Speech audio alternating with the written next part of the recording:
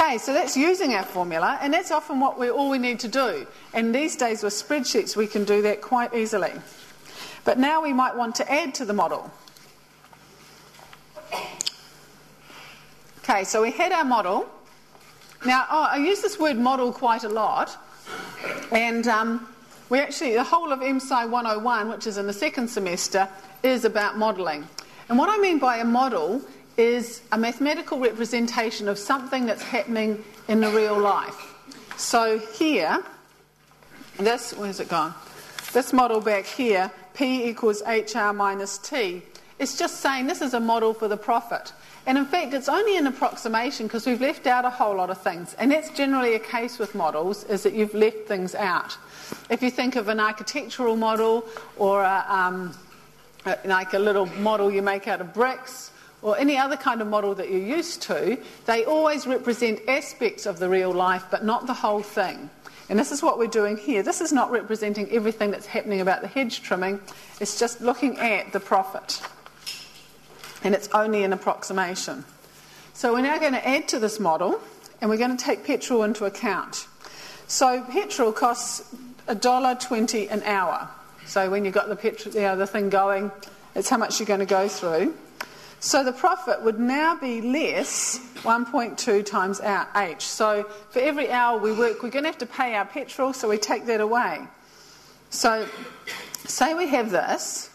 We've got P equals HR minus T with an hourly rate of $25.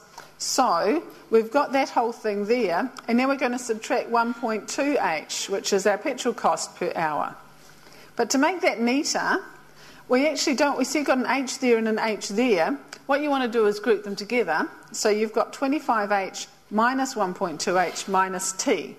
Remember, T was the cost of the line trimmer. So what it's saying is, we've got the $25 per hour coming in, and we're paying out $1.20 an hour for a petrol, and we're paying out the cost of the trimmer, and we get the profit. Now you can group those two things together. Because they've both got H's next to them, you can put the H on the outside of the brackets, and you put those two things on the inside of a bracket.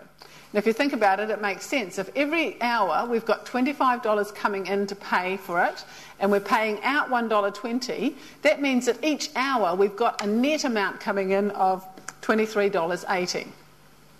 So what I want you to think about when you're doing algebra is try and think of the practical example that might go with it, because every single algebra equation could have a practical example attached to them, but an awful lot of them don't because it's hard to think them up to get enough practice. But they all relate to something in real life.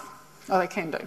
So here we've got HR minus T, and then we've got minus FH, which looks awful, but in fact, and one of the reasons it looks awful is because we've got the H at the end there and the H at the beginning there, and that's just because we tend to put our variables in alphabetical order.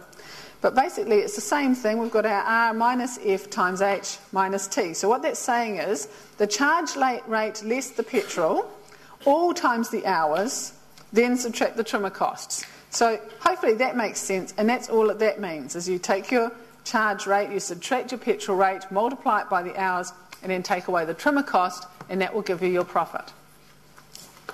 Okay, that's quite hard to think about, so I'm going to give you a minute or two to digest. And I want you to have a think about this next one, and after the break I will go through that one with you.